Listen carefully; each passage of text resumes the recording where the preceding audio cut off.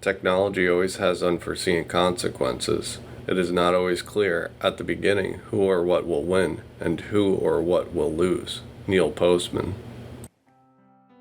Historic investment in roads and rail and transit and bridges, in clean energy and clean water. It will enable us not only to build back, but to build back better than before the economic crisis hit. To build back better than before. Joe Biden calls it Build Back Better. Build back better. Building back better. To build back better. Build it back better. Build it back better. Start to build back in a positive way. Some would say to build back better. Build back better or whatever. The Fourth Industrial Revolution, the Great Reset by the World Economic Forum, is a technological shift, a digital transformation to update the global economy, where every aspect of your life will be linked to the Internet of Value, things, data. Blockchain technology will be the infrastructure of the Fourth Industrial Revolution. This is why crypto regulations were snuck into the infrastructure bill. The phrase "build back better" is indicative of this new paradigm.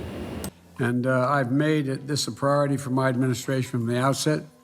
And in May, I issued an executive order to modernize our defenses and improve our federal government's cybersecurity.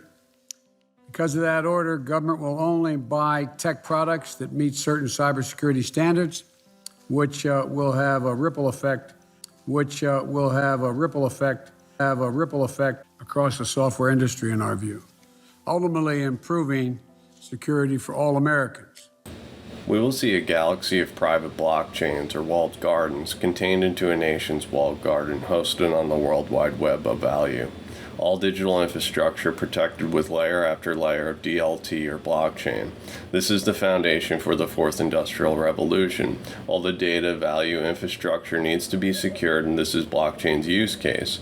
Ripple is a US-based company that has trusted tech. The United States is not going to trust a company that is based in China to build their infrastructure or to connect these walled gardens to the Internet of Value. We've launched a 100-day initiative to improve cybersecurity across the electric sector. That initiative has already resulted in more than 150 utilities that serve 90 million Americans being deployed and or committing to deploy cybersecurity technology that are extending that initiative as to gas pipelines as well next. That's where we're going. And because the cybersecurity is a global issue, we've also rallied G7 countries to hold nations who harbor ransomware criminals accountable. And I might add, I had a summit with Vladimir Putin and made it clear to him that we expected him to hold them accountable as well, because they know where they are and who they are. But that's another issue we will not be discussing so much today. We updated NATO's cyber policy for the first time in 7 years. And today my team is hosting a meeting bringing together 30 of the nations, 30 nations to step up in their fight against ransomware. But the reality is most of our critical infrastructure is owned and operated by the private sector. And the federal government can't meet this challenge alone. So I've invited you all here today because you have the power, the capacity, and the responsibility, I believe, to raise the bar on cybersecurity. And Ripple's partnership with the World Economic Forum is a standard-setting committee. The reason this rollout has been delayed for so long is because big corporations don't want to spend the money to update. Government will force these standards that the World Economic Forum suggested. The World Economic Forum has tremendous political influence across the globe, and the big corporations have to update their legacy systems and pay the cost. Biden has met with some of the largest banks, tech providers to urge them to update. Cyber attacks are the catalyst, and it's odd that Klaus Schwab has foreshadowed these attacks years ago. Ripple, as well as other large players like Alipay, were part of the World Economic Forum's standard-setting committee. I believe the Internet of Value standard will suggest interledger protocol. Interledger is currency agnostic, and the tech is politically neutral. This reset is technology converging in manufacturing, robotics, green energy, logistics, the Internet of Things and value, artificial intelligence, quantum computing, digital identities, 5G, cloud computing. The sensitive information, the valuables, titles, etc., is no longer in siloed databases but out in the open in a cryptographically secured blockchain network. This has tremendous economic benefits for everything to transact in real time. However, the central planners that have access to the data that the AI has refined can use it to manipulate and exploit everything that is connected to the tech. Quote, "The fourth industrial revolution is a way of describing the blurring of boundaries between the physical, digital, and biological worlds." So there's the three layers we integrate. The first layer is we integrate all the cloud resources. We basically by placing a virtual data center on each cloud and link all the virtual data center form a network. But the second layer is within those virtual data center, we integrate all the blockchain technology, permissioned, public chain, interoperability, oracles, and put them in one virtual data so for people to access through. For this all to work, the private sector and the public sector need to work hand in hand for a smooth transition. Domestic currencies need to stay within their walled gardens. Tech needs to be trusted. This is why public cryptos are vital. They are trustless systems. For this to work globally, we need trustless systems. Within walled gardens, trust can be skewed towards the sovereign, but when leaving the walled garden, trust is key. Again, it's the central banks and the LBMA that control the vast majority of gold. And so for them, it's just a question of allocating it through the clearinghouse amongst each other. But that's not true of Bitcoin. I wrote in a recent Forbes piece, there will probably never be a clearinghouse for Bitcoin. And if you're not a Wall Streeter, you're probably scratching your head and wondering, what does that mean? Why does that matter? And it's exactly what I'm talking about. The central banks and the LBMA are a clearinghouse for gold. And so if somebody gets short unexpectedly, they can go to the clearinghouse and get more because the banks collectively control most of the underlying collateral. But that is not the case in Bitcoin. There will probably never be enough in intermediaries to create a clearinghouse like LBMA for gold. And as a result, it's going to be there are going to be some pretty big failures of traditional financial institutions that have to learn that lesson the hard way. And most of them, even the BIS capital guidelines, the Basel III capital guidelines, they came out and proposed that banks that hold Bitcoin, this is banks that are trading it themselves on their balance sheet, are going to have to finance it 1-for-1 with equity. And it's the highest so-called risk weighting for an asset class. And what I said at that time, and this probably shocked a lot of people because I'm a hardcore Bitcoiner, is that's not enough.